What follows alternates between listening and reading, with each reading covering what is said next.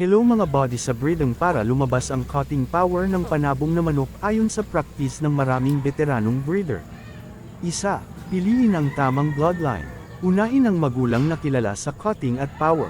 Kapag parehong magaling pumalo ang sir, tandang, at dam, inahin, mas mataas ang tsansa na mamana ito ng sisiw. Dalawa, subok na tandang ang gamitin. Mas mainam gamitin sa breeding ang tandang na nakasubok na sa laban, kilala sa malakas na palo at cutting ability. Ito ang tinatawag ng breeders na proven producer. Tatlo, magandang inahin. Hindi lang tandang ang mahalaga.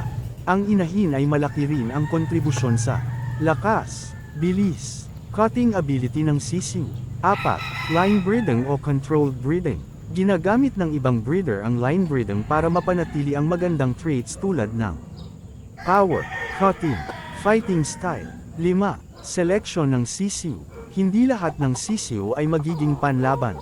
Pinipili ng breeder ang may malakas na katawan, magandang dibdib, aktibo at agresibong ugali. 6.